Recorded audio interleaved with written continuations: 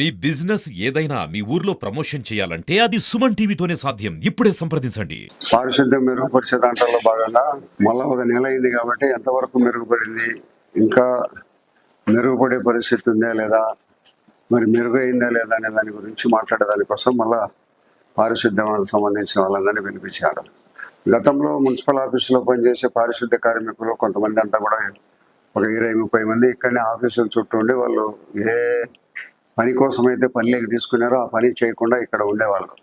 వాళ్ళందరినీ కమిషనర్ గారికి చెప్పి అందరినీ గతంలో వాళ్ళ ఏ పర్పస్ కోసం వాళ్ళని తీసుకున్నామో ఆ పర్పస్ లేక ఆ పనిలోకి పోయి చేయమని చెప్పడం జరిగింది. అందరు వెళ్ళిపోయినారా కమిషనర్ గారు?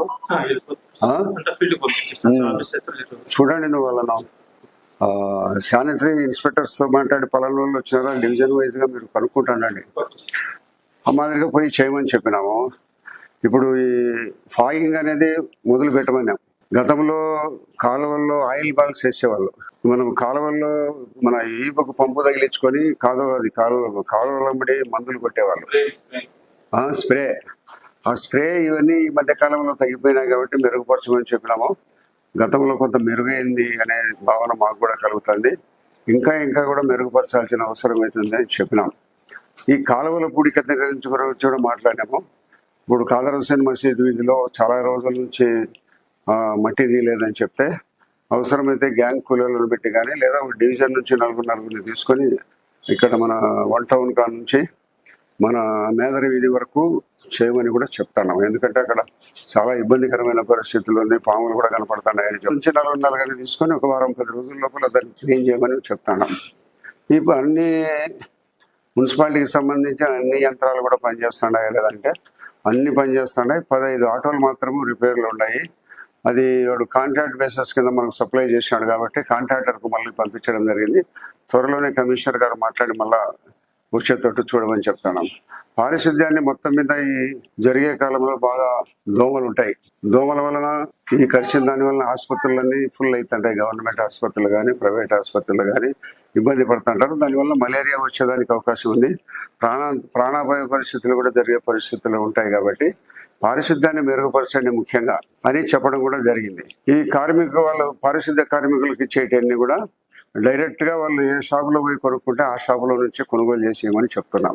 ఇది కాంట్రాక్ట్ సిస్టమ్ లేకుండా 1-2 చోట్ల వాళ్ళందరూ పోయి గుర్తించి ఫలానా బట్ట తీసుకుంటాం, ఫలానా చెప్పులు తీసుకుంటాం, లేదా మన కొబ్బరి నూనె తీసుకుంటామంటే డైరెక్ట్ గా వాళ్ళని కొనుక్కునేదానికి అవకాశం కల్పించమని కూడా చెప్పడం జరిగింది. దానికి ఏదైనా సాంకేతిక ఇబ్బందులు వస్తే నేను అయ్యర్ గారితో నేను మాట్లాడతాను. ఎందుకంటే అది ప్రతిదే కాంట్రాక్టర్ వాడేదో 1-2 లక్షల సామాను కొన్నాడంటే 25,000 రూపాయలు అతనికి లాభం పొందుతుంటాడు. ఆ లాభం వీళ్ళు కార్మికులు పొందని మంచి తీసుకుంటారు. కాబట్టి పారిశుద్ధ్యాన్ని మెరుగుపరచమని లైట్లు కొన్ని ప్రాంతాలలో సరిగా వెలగడం లేదు. గతంలో కాంట్రాక్ట్ బేసిస్ కింద ఉండేవాళ్ళు, వాళ్ళు కాంట్రాక్ట్ వాళ్ళకి అయిపోయింది అనిపోయినారు. ఇప్పుడు ఆ అమ్మాయి ఉంది, ఒక ఆయమ్మకు చెప్పి రోజు ఒక 5-6 వీధులు తిరిగి రెగ్యులర్గా దాన్ని లైట్లు కూడా వేయమని చెప్తాము. లైట్లు తక్కువ వస్తే మన కమిషనర్ గారు చెప్పినారు, అవసరం అంటే కొనమని కూడా చెప్తాను. లేదు కమిషనర్ గారు అని చెప్తాంటే అదే రిపేరే ఉంటుంది, మనం చేస్తే అదేం పోదు నేను కూడా చెప్తాను. మొత్తం మీద లైటింగ్ కూడా మెరుగుపరచమని చెప్పడం జరుగుతుంది. మాస్టర్ ప్లాన్ ఇంప్లిమెంట్ చేయమని చెప్తాను. ఎందుకంటే ఇంకా ఎన్ని రోజులన్నా ఇట్నే జరిగిపోతుంటుంది, వాతావరణం పెరిగిపోతుంటుంది. ఆ వాతావరణం పెరిగిపోయి ఇక్కడ రోడ్లు కుదించుకుపోతున్నాయి. ఇంకా ఒకడు వచ్చి ముందు కడుతున్నాడు, తాపల రోడ్లకి పెడుతున్నారు. తొలగించేదానికోసం మాస్టర్ ప్లాన్ ఇంప్లిమెంట్ చేయమని చెప్తాను. ఎర్రమనేటి కాలనీ రోడ్లు ఏమో విస్తీరంగా ఉన్నాయి, ర్యాంప్ ఏమో నడి రోడ్డు మీదకి వచ్చింటారు. మీరు రేపు మొన్నడు 2 రోజులు విజిట్ చేసి కొట్టించండి. అదంతా మన రోడ్డును ఎవరు అడగాల్సిన అవసరం లే, మనం కొట్టేయచ్చు. ఐడెంటిఫై చేయించండి. ఎర్రమనేటి కాలనీ పెద్ద రోడ్లు ఉన్నాయి, రోడ్లలోకి వచ్చినారు. అది మాస్టర్ ప్లాన్ కూడా ఇంప్లిమెంట్ చేయాలని చెప్తున్నాము. కొరపాటు రోడ్డు కూడా RNB వాళ్ళు వచ్చినారు నా దగ్గరికి. వాళ్ళు మన మున్సిపల్ కమిషనరు రెవెన్యూ వాళ్ళ సాయంతో కొరపాటు రోడ్డును కూడా పూర్తి స్థాయిలో విస్తరణ చేయడం జరుగుతుంది. మొట్టమొదట సర్వే చేస్తే మన రోడ్డు ఎంతవరకు ఉన్నదని తెలుసుకుంటే మనము దానిని 100 ఫీట్ విస్తరించాలంటే వాళ్ళ భూమి ఏమన్నా తీసుకోవాల్సి వస్తుందా అనేది మనం ఫస్ట్ ఐడెంటిఫై చేస్తే దాని తర్వాత మాట్లాడదాం.